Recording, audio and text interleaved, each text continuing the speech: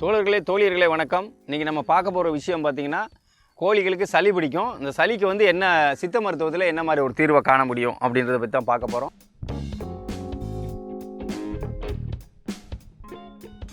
நம்முடைய சேனலுக்குள்ளே வர்ற புதிய வியூவர்ஸ் எல்லாம் வந்து சப்ஸ்கிரைப் பண்ணுங்கள். பக்கத்தில் ஒரு பெல் பட்டன் வரும், அதையும் அழுத்துங்க. ஒரு நோட்டிஃபிகேஷனையும் உங்களை ஃபோனில் ஆன் பண்ணி வைங்க. ஏன்னா நாங்கள் போடுற வீடியோக்கள் அப்போ தான் உங்களுக்கு கிடைக்கும்.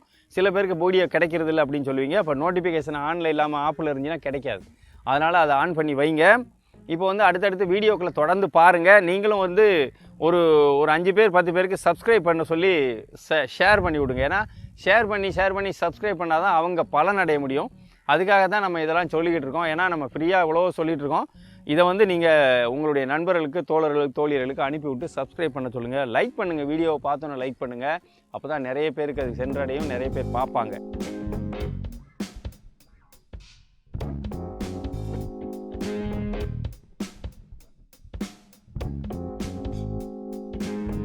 இப்போ மழை காலம் ஆயிடுச்சு. இந்த மழைக்கால நோய் மேலாண்மையில் வந்து பார்த்திங்கன்னா, நம்ம இன்றைக்கி போட போகிறது சித்த மருத்துவத்தில் சளிக்கு போட போகிறோம்.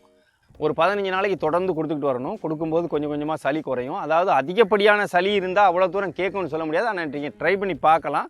கொஞ்சமாக சளி நார்மலாக இருக்குது, கரெக்டுன்னு சவுண்டு வருது, சேவலானா நல்லா மேயுது, கோழிங்களும் நல்லா மேயுது, ஆனால் லைட்டாக சளி இருக்குது அப்படின்னு சொன்னால் நீங்கள் இந்த மருந்தை நீங்கள் பயன்படுத்திக்கிட்டு வரலாம். இது என்னென்ன பொருட்கள் எடுக்கணும் அப்படின்னு பார்த்தீங்கன்னா, துளசி பொடி. இப்போ நம்ம வந்து துளசி பொடின்னு நாட்டு மருந்து கடையில் கேட்டோம்னா காய வச்சு பொடியாக வச்சுருப்பாங்க. துளசி பொடி ஒரு 100 கிராம் வாங்கிக்கோங்க.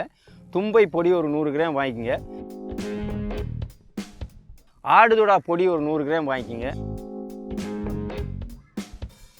தூதுவளை பொடி ஒரு 100 கிராம் வாங்கிக்கோங்க.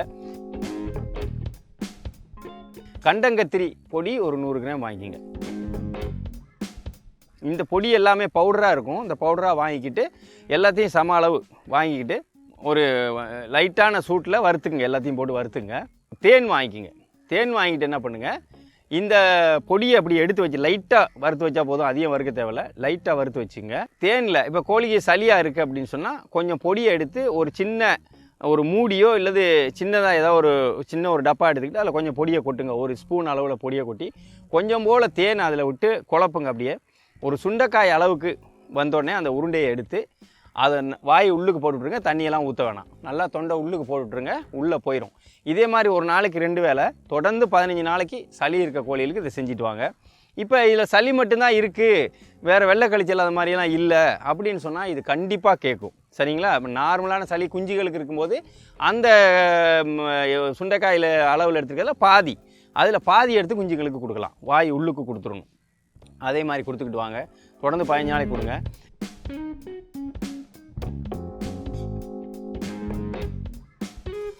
இப்போ வெள்ளை கழிச்சலாக இருக்குது, சளி மட்டும் இல்லை வெள்ளை கழிச்சலும் சேர்ந்துருக்கு அப்படின்னா என்ன செய்யலான்னு பார்த்தீங்கன்னா, நம்மளுடைய OFM கலவை நம்ம சேனல்லே சொல்லியிருக்கோம். வெள்ளை கழிச்சல், பச்சை கழிச்சல், சளி குணா பண்ணைன்னு டைப் பண்ணிங்கன்னா ஒரு வீடியோ வரும். அந்த வீடியோவில் என்ன சொல்லியிருக்கணும் அந்த மருந்துகளை அப்படியே தயார் பண்ணி அதை வந்து சளிக்கு வெள்ளை கழிச்சல், பச்சை கழிச்சல் நிறுத்துறதுக்காக அதையும் கொடுத்துக்கிட்டு வாங்க. சளிக்கு இதை கொடுக்கும்போது அதையும் கொடுக்கலாம், ஒன்றும் பிரச்சனை இல்லை. ஏன்னா அதுலேயும் எல்லாமே கலந்தான் இருக்கும். ஆங்கில மருந்து, சித்த மருந்து கலந்தான் இருக்கும். அதனால் அது ஒன்றும் பாதிப்பை தராது. இது சித்த மருந்தாக இருக்கிறனால சித்த மருத்துவத்தை பொறுத்தவரை எப்பயுமே வந்து அதை வந்து ஒரு மருத்துவமாக சொல்ல மாட்டாங்க, ஒரு சப்ளிமெண்ட் தான் சொல்லுவாங்க. இது ஒரு உணவு அப்படின்னு தான் சொல்லுவாங்க சித்த மருத்துவத்தை பொறுத்தளவில். அதனால் சித்த மருத்துவம் வந்து நம்ம அளவோடு கொடுக்கும்போது அது பாதிப்பை தராது. அதுவும் ஒரு நல்ல சப்போர்ட் பண்ணும் சளியை குறைக்கிறதுக்கு. அதனால் நீங்கள் சளிக்கு இதை மாதிரி தொடர்ந்து செஞ்சுட்டு வந்துடலாம். நிறைய கோழி குஞ்சுகள் இருக்குது, என்ன செய்யலாம் அப்படின்னு கேட்டால், இது தண்ணியிலலாம் ஊற்றி கரைச்செல்லாம் வைக்க முடியாது. ஏன்னா இதை இப்போ உருட்டி தேனோட கலந்து உருட்டி சின்ன சின்ன உருண்டையாக தான் வாய்க்கில் போடணுமே தவிர இதை வந்து தண்ணியில் கரைச்சி வச்சு நம்ம ஒரு தீர்வு காண முடியாது. அதனால் இது வந்து கொஞ்சம் கொஞ்சமாக கோழிகள் இருக்கிறவங்களுக்கு சாத்தியம். அதாவது ஒரு 50 குஞ்சு 100 குஞ்சு வச்சுருக்கவங்களோ 10 20 30 வச்சுருக்கவங்களுக்கு சாத்தியம். ஒரு 2 கோழிக்கு 3 கோழிக்கு சளி பிடிச்சிருக்குன்னா அதுக்கு இது சாத்தியமாகும். இதுவே வந்து 100 200 500 1000 வச்சுருக்கோம்னா அதுக்கு இது சாத்தியமாகுமா அப்படின்னு கேட்டால் வாயில் போட்டால் சாத்தியமாகும். பிடிச்சி வாயில் போட்டால் சாத்தியமாகும்.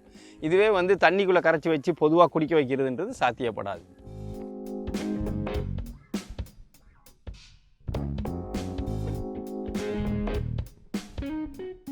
மழைக்கால நோய் மேலாண்மை, அடுத்து குளிர்காலம் வரும். இது எல்லாத்துக்குமே இதுதான். பெரும்பாலும் வந்து பார்த்தீங்கன்னா கோழி குஞ்சுகளுக்கு சின்னதாக இருக்கும்போது சுடு தண்ணி வைங்க, கொதிக்க வச்சு ஆற வச்சு ஒரு வாரத்துக்காக தண்ணி வைங்க. இனிமேல் வரப்போகிறது பனிக்காலம். இப்போ மழை காலத்தில் கூட கோழி குஞ்சுகள்லாம் வளர்க்கலாம், ஒன்றும் பிரச்சனை இல்லை, போல் வாங்கி வளர்க்கலாம், ஒன்றுமே செய்யாதது. வெளியில் போய் அந்த குட்டையில் கிடக்கிற தண்ணியை குடித்தா மட்டும்தான் சளி பிடிக்கும், வெள்ளை கழிச்சல் இது போன்ற நோய்கள் பாவமாகும். அப்பயே வந்து நீங்கள் உள்ளே வச்சு வளர்க்கும்போது ஒன்றும் ஆகாது. ஒரு வாரத்துக்கு அப்புறம் நீங்கள் பச்சை தண்ணியை கொடுக்க ஆரம்பிச்சிடலாம். நான் உங்களுக்கு வழக்கமாக என்ன சொல்லிட்டு வரேன் அப்படின்னு கேட்டிங்கன்னா, கோழி குஞ்சுகள் நீங்கள் நிறைய வளர்க்க போகிறீங்க, ஒரு பண்ணையாக வளர்க்க போகிறீங்க, 100 குஞ்சோ 500 குஞ்சோ 1000 குஞ்சோ வளர்க்க போகிறீங்க அப்படின்னு சொன்னால், உங்களுடைய தண்ணியை எடுத்துகிட்டு போய் அந்த மாவட்ட கால்நடை மருத்துவமனையில் கொண்டு கொடுத்து ஒரு ஆய்வு பண்ணி வாங்கிக்கோங்க அந்த தண்ணியை. இந்த தண்ணி கோழிக்கு வைக்கலாமா, கோழி குடிக்கலாமா, இதனால் நோய் எதுவும் வருமா வராதா, இல்லை தண்ணியில் ஏதாவது குறைபாடு இருந்தால் என்ன கலந்து கொடுக்கலாம், தண்ணியில் சத்து டானி கலக்கலாமா அல்லது ப்ளீச்சிங் பவுடர் இது போன்ற கலக்கலாமா அப்படின்னு நீங்கள் கேட்டுக்கலாம். கேட்டுக்கிட்டு அந்த தண்ணியை நீங்கள் தொடர்ந்து இந்த கோழிகளுக்கு பயன்படுத்தும் போது நோய்கள் வந்து ரொம்ப குறைவாக இருக்கும். கோழி குஞ்சுகளுக்கு நோய் வர்றது ரொம்ப குறைவாக இருக்கும். அதனால் தண்ணி வந்து ரொம்ப முக்கியமான ஒரு விஷயம்.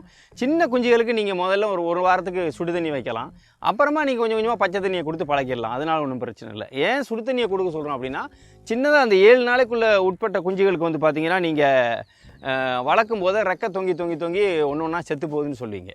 அதுக்கு தான் நம்ம இந்த OFM கலவையை நீங்கள் பயன்படுத்துங்கன்னு நான் வழியாக சொல்லிட்டு வரேன் உங்களுக்கு.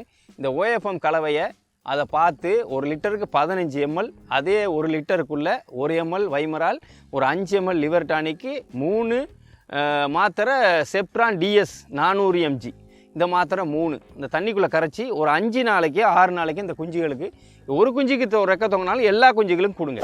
ஆனால் இது எதனால் தொங்குதுன்னு கவனிக்கணும். ஏதாவது ரத்த கழிச்சல் இருக்கா அப்படின்னு பார்க்கணும். ரத்த கழிச்சல் இருந்தால் அதுக்கான மருத்துவமும் நம்ம சேனலில் இருக்குது. கோழிக்கு ரத்த கழிச்சலாக குணா பண்ணைன்னு டைப் பண்ணால் அந்த வீடியோ வரும், அதுக்கான மருத்துவமும் நீங்கள் செய்யலாம். சரி, நான் இன்றைக்கி சொல்ல வந்த விஷயம் அதுதான். இதை பார்த்து பயனடையுமாறு உங்களை கேட்டுக்கொண்டு அன்போடு விடைபெறுகிறேன். நன்றி, வணக்கம். ஜெயிக்கலாம் வாங்க.